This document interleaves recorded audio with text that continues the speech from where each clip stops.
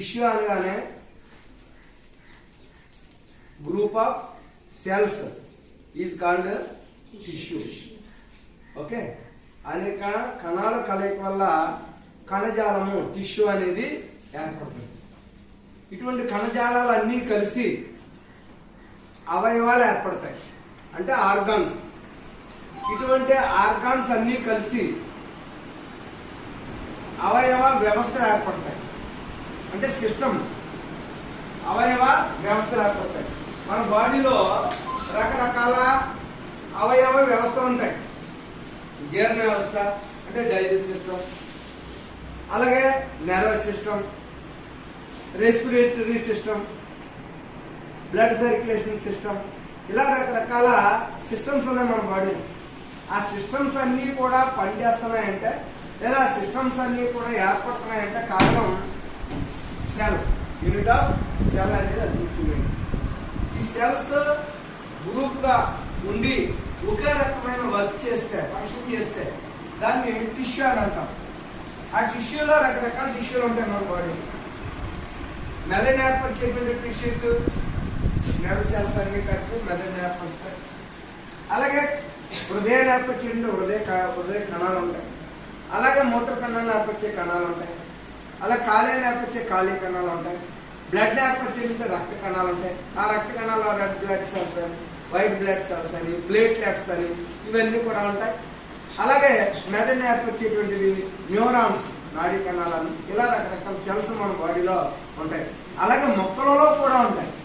మొక్కల యొక్క స్టెమ్ని చూద్దాం. ఇప్పుడు ఎగ్జాంపుల్ గమనిస్తే మనం డైకాట్ స్టెమ్ని చూస్తాం. డైకాట్ అంటే ద్విదళ బీజ కాండం అని అంటాం.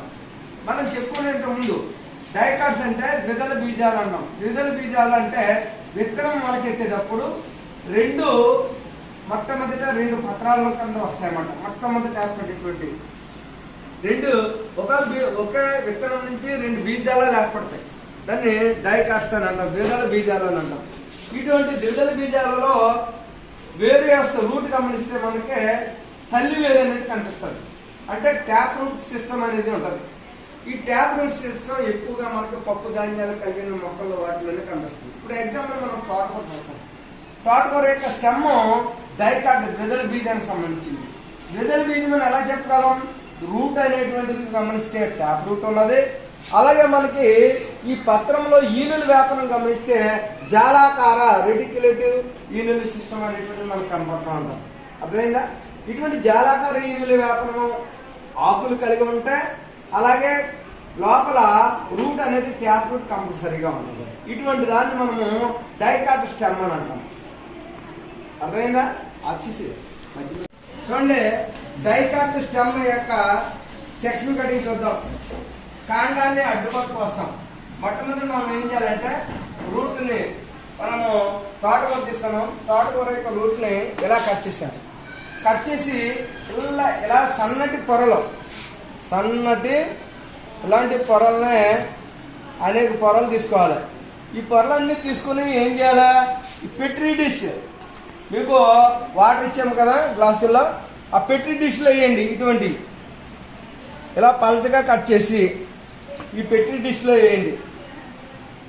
ఇలా వేసిన తర్వాత సుమారు ఒక 10 వరకు తీయండి. బాగా పలసగా ఏదైతే ఉందో, పలుచగా ఏదైతే బాగా తెగిందో దాన్ని మనము స్లైడ్ మీద తీసుకోండి. దేంతో? బ్రష్ ఇచ్చే కదా మీకు, ఈ బ్రష్తో ఇలా తీసుకుని వాటర్ వేసుకుని ఒక చుక్క దాని మీద ఇలా అమర్చండి. ఇలా అమర్చిన తర్వాత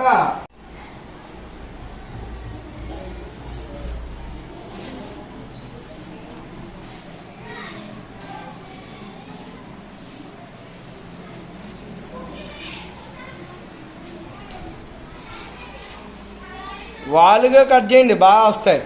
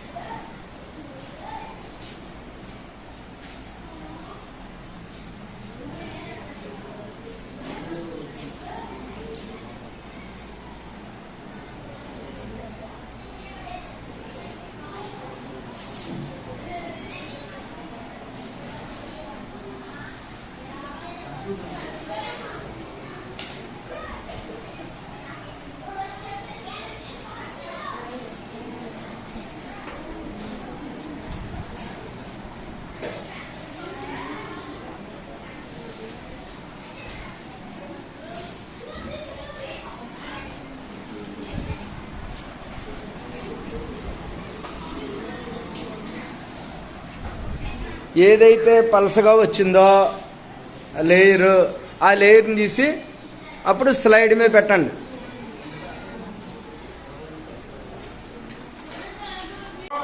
మీ అందరికీ కూడా తోటకూర కాండం ఇచ్చాను, స్టెమ్ని ఇచ్చాను. ఈ స్టెమ్ని మీరు సెక్షన్ కటింగ్ చేయాలి. జాగ్రత్తగా బ్లేడ్తో మీ చేతిలో తగలకుండా జాగ్రత్తగా కట్ చేయండి.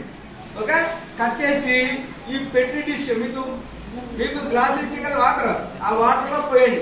పోసిన తర్వాత అప్పుడు బ్రష్ ఇచ్చాం కదా, బ్రష్ తో తీసి మీకు ఇచ్చిన స్లైడ్ మీద పెట్టి అప్పుడు దాని మీద కవర్ స్లిప్ వేసి అప్పుడు కలర్ వేయండి. ఓకేనా, మీరు అందరూ కూడా చేసి చూపించారు నాకు ఇప్పుడు. ఓకే, ఏంటి క్యూటికల్, తర్వాత ఏమొచ్చింది ఎపిడెర్మిస్ వచ్చింది, తర్వాత పాలన్కైమా, ఏంటిది పాలన్కైమా, తర్వాత కారంకైమా వచ్చింది, తర్వాత ఫ్లోయం, తర్వాత జైలం, ఏంటి జైలం. ఫస్ట్ ఏంటి క్యూటికల్, పైన ఉన్నటువంటి లేయర్ ఏంటి క్యూటికల్ ఉన్నది. ఆ తర్వాత ఎపిడెర్మి, ఏంటిది ఎపిడెర్మి అంటే బాహ్య చర్మం, తర్వాత పాలన్కైమా, తర్వాత కారంకైమా, తర్వాత ఫ్లోయం, తర్వాత జైలం. లోపల ఉండదు జిగ్జైలం అనేటువంటిది, ఏంటి ఫ్లోయం ని జైలం ని కలిపి నాలిక పుంజాలని కూడా అంటాం. మీరు ఇవన్నీ కూడా సెక్షన్ కటింగ్ లో చేసి చూపించాలి. వాటర్ పోవాలంటే మీకు కవర్ స్లిప్ ఇచ్చాను కదా, మీకు చూడండి జాగ్రత్త, కవర్ స్లిప్ ఇచ్చాను. ఈ కవర్ స్లిప్ ని ఎలా వేయాలి, ఎలా వేస్తే వాటర్ అంతా కూడా కిందకి దిగిపోదు. ఇప్పుడు మనం ఇందులో కణాలు వైట్ కలర్ లో కనబడతాయి. పర్ఫెక్ట్ గా కనబడాలంటే మనం ఏం చేయాలి, ఇక్కడ మిథలిన్ బ్లూ కానీ సాఫ్రనిన్ కానీ వేయాలి. మనం ఏం చేస్తున్నాం, దీని బదులు రెడ్ కలర్ ఇంక్ వేస్తున్నాం. ఏం చేస్తున్నాను, రెడ్ కలర్ ఇంకు చుక్కలు తీసుకుని బ్రష్ తో ఏం చేస్తానంటే ఇలా వేస్తాను.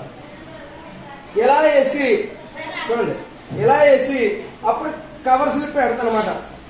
కవర్ స్లిప్ పెట్టిన వెంటనే మొత్తం అంతా కూడా దిగిపోతాం, లోపల ఉన్న ఎయిర్ బబుల్స్ అన్ని కూడా పోతాయి. అప్పుడు మనం మైక్రోస్కోప్ లో పెట్టి పరిశీలిస్తాం. మైక్రోస్కోప్ లో పెట్టి పరిశీలిస్తే మనకి ఆ లోపల స్టెమ్ లో ఉన్నటువంటి ఆ లేయర్స్, ఆ సెల్స్, టిష్యూ అన్ని కూడా మనకు కనబడతాయి.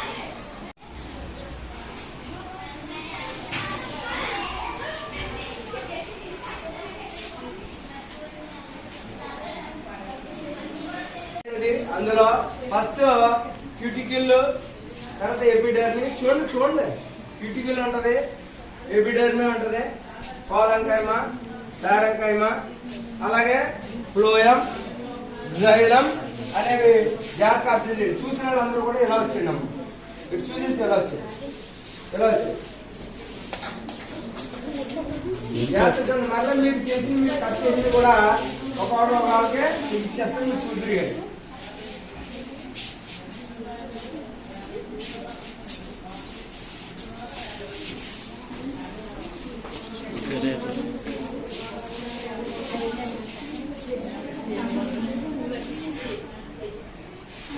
రండి,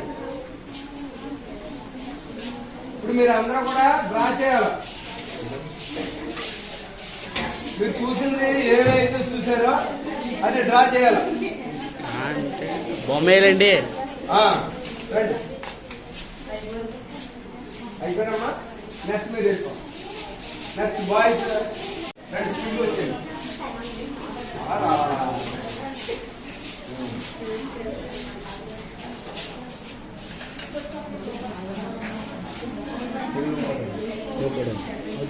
వెళ్ళు.